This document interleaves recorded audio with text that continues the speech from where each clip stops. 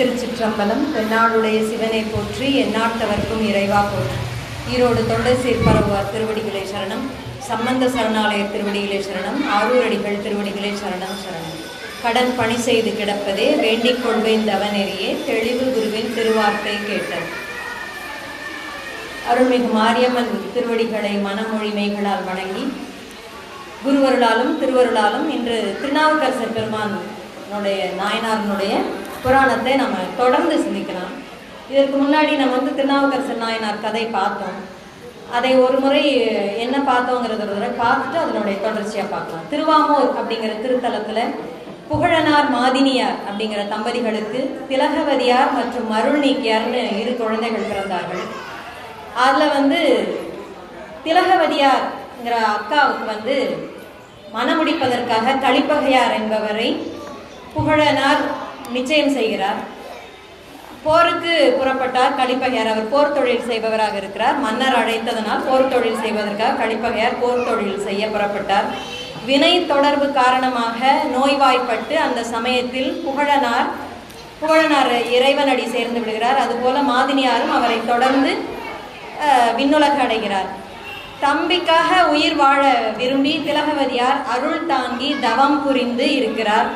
நிலையாமையை எந்த ஒருமே இந்த உலகத்தில் நிலையானது இல்லை என்பதை நன்கு உணர்ந்த மருள் நீக்கியார் அதாவது சிவபெருமானுடைய அருளாமையினால் சமண சமயம் செல்கிறார்.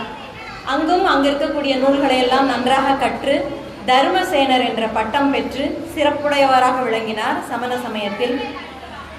அந்த சமயத்தில் பார்த்தீங்கன்னா திலகவதியார் திருவதிகை வீரட்டானம் என்ற தலத்தில் போய் சரியை பணிகளை சிறப்பாக செய்து வருகிறார். தம்பியை சமண சமயத்திலிருந்து மீட்டு அருள வேண்டும் என்று நாள்தோறும் இறைவனிடம் விண்ணப்பிக்கிறாங்க திலகவதியார்.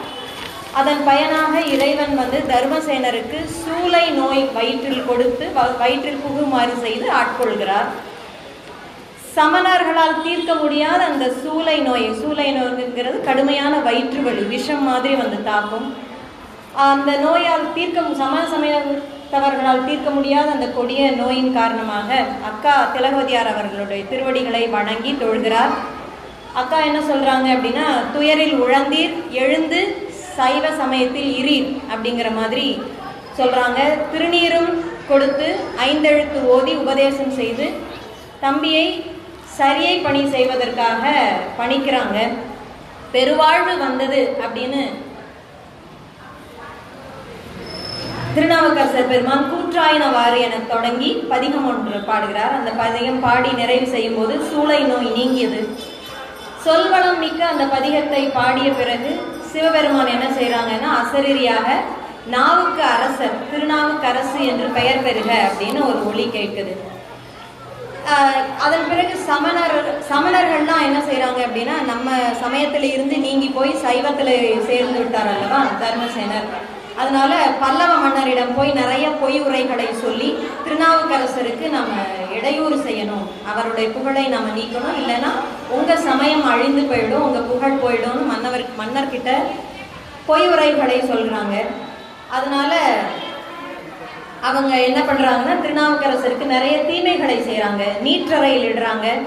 நீற்றறையில் 7 நாட்கள் வைத்திருக்கிறாங்க. அந்த நீற்றறையில் நாவுக்கரசர் பெருமான் மாசில் வீணையும் மாலை மதியமும் என்ற பதிகத்தை பாடுறாங்க. அப்போ அந்த நீற்றறையில் இருக்கக்கூடிய வெப்பம் எந்த ஒரு தீங்கும் நாவுக்கரசருக்கு செய்யல. அதன் பிறகு என்ன செய்யறாங்க அப்படின்னா, நஞ்சு கொடுக்குறாங்க. அதுவும் நாவுக்கரசரை ஒரு தீங்கும் செய்யல. அதன் பிறகு மத யானையை ஏவி விடுறாங்க.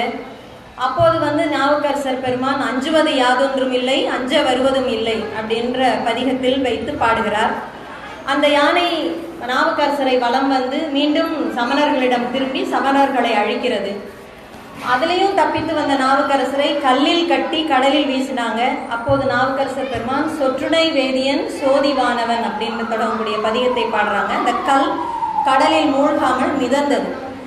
அந்த கல் மிதந்து திருப்பாதிரி புலியூர் என்ற திருத்தலத்தில் கரை ஏறினார் அப்படின்னு வரைக்கும் நம்ம பார்த்துருந்தோம்.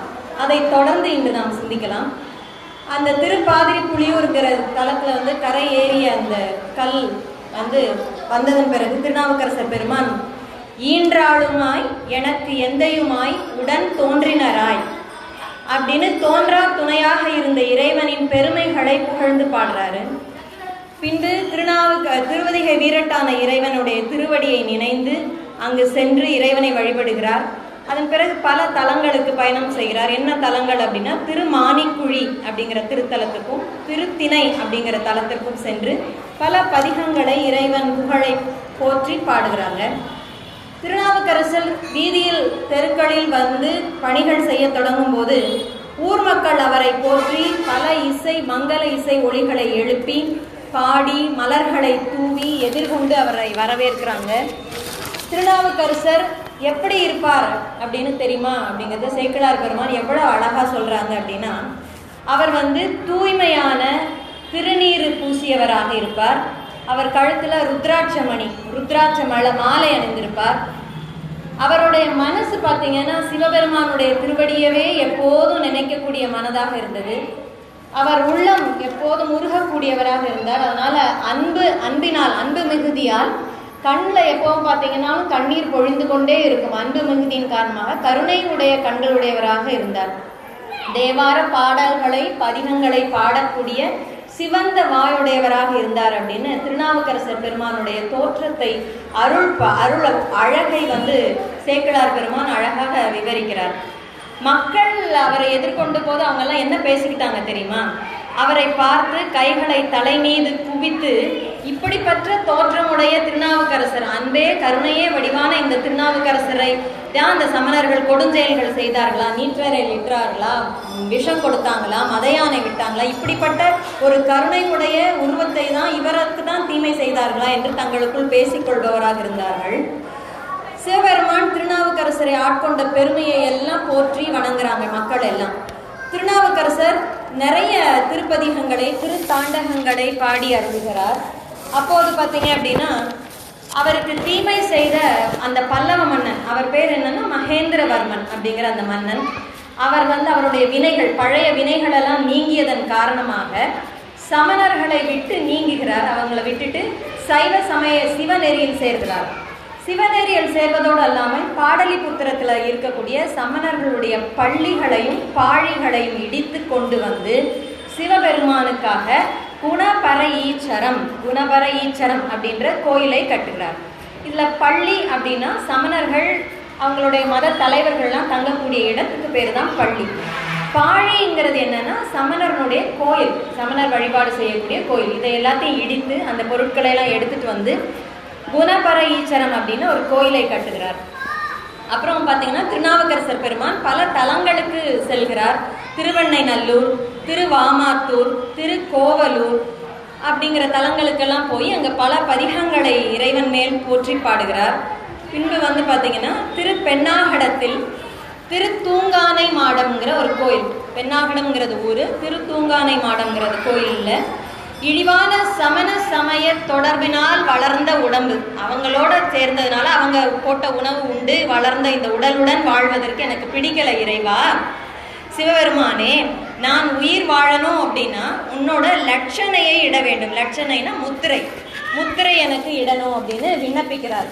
அதை ஒரு பதிகத்தில் வைத்து பாடுகிறார். பொன்னார் திருவடிக்கு ஒன்று உண்டு விண்ணப்பம். அதில் என்ன கேட்குறாங்க அப்படின்னா, சூலம் என்மேல் பொறி என்றும் இடவம் பொறித்து என்னை ஏற்றுக்கொள் அப்படின்னு விண்ணப்பம் வேண்டிக் கொள்கிறார் திருநாவுக்கரசர் பெருமான். அதன்படி பார்த்தீங்க அப்படின்னா சிவபூதகணங்கள் வந்து திருநாவுக்கரசரின் திருத்தோளில் வந்து சூலமும் இடவமும் குறியும் இடுகிறது. அந்த லட்சணைகளை அந்த குறியீடுகளை கண்டு திருநாவுக்கரசர் பெருமான் பெரும் மகிழ்ச்சி அடைகிறார். மகிழ்ச்சியில் அன்பு மீதுர இறைவன் கருணையை நினைந்து கண்களில் நீர் பெருகி நிலத்தில் விழுந்து வணங்குறாங்க. நான் உயிர்ந்தேன்னா மேன்மை அடைந்தேன், உயர்வு பெற்றேன், இப்போ இருக்கக்கூடிய நிலையிலிருந்து நான் மேல்நிலை அடைந்தேன் என்று மிகவும் மகிழ்கிறார். அந்த கோயிலில் அந்த பெண்ணாகடம்ங்கிற ஊரில் நிறைய திருப்பணிகளையும் திருநாவுக்கரசர் பெருமான் செய்து கொண்டு வருகிறார். அதன் பிறகு அடுத்த தலமாக திருவரத்துறை, திருமுதுகுன்றம், திரு எருக்கத்தம்புலியூர், திரு கூடலை ஆற்றூர் அப்படிங்கிற தலங்களுக்கெல்லாம் வரிசையாக சென்று வணங்கி பதிகங்களை பாடி அங்கே திருப்பணிகளை நிறைய செய்கிறார். இப்போ நாவுக்கரசர் பெருமான் தல யாத்திரை மேற்கொள்கிறார். அதாவது இதில் பார்த்தீங்கன்னா கருத்து எதுவும் இருக்காது. அதாவது வரிசையாக இந்த கோயிலுக்கு போனார், அந்த கோயிலுக்கு போனார், இந்த ஊருக்கு போனாருன்னு சொல்கிறோம். அந்த ஊருள் தலங்களுடைய பெயரை நம்ம உச்சரிப்பதும் கேட்பதுமே ஒரு சிவ மந்திரம் தான். அதுவே ஒரு பெரிய பலன் தான். ஊர் தொகைனே ஒரு பதிகம் இருக்கு. எல்லா ஊர் பெயர்களையும் சொன்னாலே அது சிவம் அந்த பஞ்சாக்கிரமாக ஆகிறது. அப்போ அந்த தலங்களுக்கெல்லாம் நாமும் போகணும். நாவுக்கரசர் எந்த தலத்துக்கெல்லாம் போய் திருப்பணிகள் செய்திருக்கிறாரோ அந்த தலங்களுக்கெல்லாம் நாமும் போவதற்காக மாரியம்மன் திருவடிகளை வேண்டி வணங்கலாம். அவர் அதன் பிறகு பார்த்தீங்கன்னா நீவா நதி அப்படிங்கிற நதியின் வழியாக திருத்தில்லை அப்படின்னு சொல்லக்கூடிய சிதம்பரம் வந்து அடைகிறார். அங்கே வந்து திருப்புலியூர் அப்படிங்கிற தலத்துக்கு வந்து அடைகிறார். அதன் பிறகு திருநாவுக்கரசர் பெருமான் வருகையை கண்ட எப்படி ஒரு நாயனாரை கண்ட உடனே எப்படியெல்லாம் இருக்கணும் அப்படிங்கிறது மனிதர்களுக்கு தெரியுதோ இல்லையோ, உயிரினங்களுக்கு தெரியுது. குயில்கள்லாம் என்ன தெரியுமா செய்யுது? இந்த பிறவியை உங்கள் பிறவிங்கிற இந்த நோயை புல்லாய் பூடாய் புழுவாய் அப்படின்னு பிறப்பு அடுத்த பிறப்புன்னு பிறப்பு எடுத்துக்கிட்டே இருக்கிறீங்க இல்லையா? இந்த பிறவி சுழற்சி, இந்த பிறவி நோய் நீங்க வேண்டும்னு நீங்கள் நினச்சிங்க அப்படின்னா திருநாவுக்கரசரை கண்டு வணங்குங்கள் அப்படின்னு சொல்கிற மாதிரி கூவுதான் குயில்கள்லாம். அதே மாதிரி கிளிகள், நாகனவாய் அப்படின்னு சொல்லக்கூடிய சிறிய பறவைகள்னா நாவுக்கரசருக்கு எதிரே வந்து அரகர அரகர அரகரான்னு அதனுடைய அது பயின்ற மொழியில் பேசுதான். இந்த அரகர அப்படிங்கிற மொழி வந்து நம்ம நிறையா பயிற்சி பண்ணியிருக்கோம். அதாவது பழனி முருகன் கோயிலுக்கெல்லாம் போகும்போது அரகர அரகர அரோஹரா அப்படின்னு சொல்கிறோம். ஹர நம பார்வதி பதையே ஹரஹர மகாதேவா தென்னாடுடைய சிவனே போற்றி எந்நாட்டவர்க்கும் நிறைவா போற்றி அப்படின்னு அந்த அரஹர மந்திரத்தை நம்ம நிறைய சொல்லியிருக்கோம். அரஹரா அப்படின்னா என்ன அப்படின்னு பார்த்தீங்கன்னா, அரஹரா என்பதை திருமூலர் எப்படி விளக்குறாருன்னா, அரஹரா என்றால் அமரரும் ஆவார்கள், அமர் தேவர்களுக்கு நிகராக பேர் பெறுவோம். அரஹர என்ன அரும் பிறப்பு அன்றே, நம்மளுடைய பிறவிங்கிற நோய் வந்து நீங்கும் அரும் அப்படி ஆற்றல் கொண்டது அந்த அரஹரங்கிற அந்த ஒளி. அரஹர என்பதே ஒரு சிவ மந்திரம் தான் அப்படிங்கிறாங்க. இந்த குயில்களும் கிளிகளும் நாகனவாய் பறவைகளுக்கும் தெரிஞ்சதை எல்லாத்தையும் சிவஞான போதம்ங்கிற ஞான நூல் என்ன சொல்லுது அப்படின்னா, சிவன் அடியாரையும் சிவ ஆலயங்களையும் கண்டால் சிவபெருமான் என்றே நம்ம தொழணும் அப்படின்னு நமக்கு சொல்லி கொடுக்குது. அதனால தான் கோபுரங்கள்லாம் பெருசாக கட்டி வச்சிருக்காங்க. நம்மளால கோயிலுக்கு வர முடியாத காலங்கள்னு இருக்கும். அப்போ கோபுர தரிசனமே கோடி புண்ணியம்னு சொல்றாங்க இல்லையா? கோபுரமே சிவபெருமானாக நம்ம அதை வந்து என்ன சொல்றாங்கன்னா தூலலிங்கம்னு சொல்றாங்க. தூலலிங்கமாக நினைத்து நம்ம அது லிங்கமாகவே நம்ம பார்த்து வழிபடணும். இதுதான் நமக்கு குயில்களும் கிளிகளும் நாகனவாய் பறவைகளும் நமக்கு சொல்லி தருது. இதே மாதிரி பார்த்தீங்க அப்படின்னா, ஒரு அடியார் வர்றாங்க, ஒருவரை நம்ம வரவேற்கிறோம் அப்படின்னா அவங்க எப்படி இருப்பாங்கன்னா, ஒரு பெரியவர் வர்றாங்க அப்படின்னா அவங்க பொருட்செல்வம் உடையவராக இருக்காங்க, அந்த ஊரில் இருக்கக்கூடிய மக்களுக்கு நல்லது செய்பவராக இருக்காங்க, ஒரு தொழிலதிபராக இருப்பாங்க, பள்ளிகள் அந்த மாதிரி கட்டுனவங்களாக இருப்பாங்க, நிறைய குடும்பங்களை வாழ வைப்பவராக இருப்பாங்க. பொருட்செல்வம் உடையவராக இருக்கிறவங்கள தான் ஓடி போய் எதிர்கொண்டு எல்லாரும் போய் வரவேற்போம், மாலையெல்லாம் மரியாதை செய்து நம்மளையெல்லாம் யாரும் வரவேற்கிறது இல்லை இல்லைங்களா? அது மாதிரி பெரியவங்கள தான் வரவேற்போம். ஆனால் இந்த திருநாவுக்கரசர் பெருமான் அப்படி பெரும் செல்வமுடையவர்கள்லாம் கோடீஸ்வரன் லட்சாதிபதி எல்லாம் அவர் கிடையாது. திருநாவுக்கரசரை மக்களும் உயிரினங்களும் எப்படியே எதிர்கொண்டு வரவேற்கிறது தெரியுமா? இந்த தீமை தரக்கூடிய துன்பம் தரக்கூடிய இந்த பிறவி என்ற நோயை நீக்குவதற்காக தவத்தையே செல்வமாக உடையவர். அவரை போய் நம்ம பார்த்தோம்னாலே நம்மளுடைய பிறவி நோய்ங்கிறது போயிடுமா? அப்ப அந்த பிறவி நோய் போகக்கூடிய அருட்செல்வத்தை வழங்கக்கூடிய தவம் உடையவராக திருநாவுக்கரசர் பெருமான் இருந்தார். அப்படிப்பட்ட திருநாவுக்கரசருடன் வாசமிக்க அப்படின்னா குருமார்களை நம்ம பார்க்கும்போது நிறைய மலர்களை எல்லாம் எடுத்துட்டு போய் பார்க்கணும், அவங்கள வழிபடணும். அந்த மாதிரி ஊர் மக்கள் எல்லாம் நாவுக்கரசர் பெருமானோட மலர்களை எடுத்துக்கொண்டு மேற்கு வாயில் வழியாக தில்லை அப்படின்னு சொல்லக்கூடிய சிதம்பரம் கோயிலுக்குள்ள போறாங்க. கோயிலுக்குள்ள போகும்போது அழகான திருவீதியை பணிகிறார் நாவுக்கரசர் பெருமான். சிதம்பரம் கோயில் தெருக்களை பணிகிறார். அங்க இருக்கக்கூடிய 7 நிலை கோபுரத்தை வணங்கி திருநிலத்தில் விழுந்து வணங்குறாரு. சிவபெருமான் ஆடக்கூடிய நடனம் ஆடக்கூடிய பொன்னம்பலத்தை எதிரே பார்க்கிறார். கூத்த பெருமானுடைய திருநடத்தை பார்த்த உடனே பக்தி அதிகமாயிடுது. பக்தி அதிகமாக அதன் காரணமாக கைகளை தலைமேல் குவிக்கிறார். அவர் செய்யறாரு அப்படின்னா அதெல்லாம் நாம செய்யணும்னு அர்த்தம். நாம வந்து சாமியை பார்க்கும்போது 2 கைகளையும் தலைமேல் குவித்து வணங்கணும். கரம் குவிவார் உள்மகிழும் கோன்கடல்கள் வெல்க, சிரம் குவிவார் ஓங்குவிக்கும் சீரோன் கடல் வெல்கன்னு மாணிக்கவாசகர் சொல்கிறார். நம்ம கைகளை நெஞ்சுக்கு நேராக வச்சு கும்பிட்டோம் அப்படின்னா நம்ம மனசுல மகிழ்ச்சி ஏற்படுமா? 2 கைகளையும் தலைமேல் தூக்கி வணங்கினோம் அப்படின்னா நம்ம இப்ப இருக்கிற நிலையை விட அடுத்த நிலை உயர்வு நிலை கிடைக்கும் அப்படின்னு அர்த்தம். அதுதான் நமக்கு செய்து காட்டுறாங்க. கைகளை தலைமீது குவிக்கிறார். கண்களில் வந்து இடைவிடாம நீர் வருது. இப்ப யாருக்காவது நமக்கு கண்ணில் கண்ணீர் வருதானா? வராது. திடீர்னு சிரிக்க சொன்னா சிரிக்க முடியாது, அழுன்னு சொன்னா அழ முடியாது. எப்ப அழுக வரும் அப்படின்னா, எப்படி கன்றுக்குட்டியை பார்த்த பசுவின் கண்களில் தார தாரையா ரொம்ப நாள் பிரிந்த நம்ம நண்பனை பார்த்தா, உறவினர்களை பார்த்தா அப்படியே மகிழ்ச்சி ஏற்படுது இல்லையா?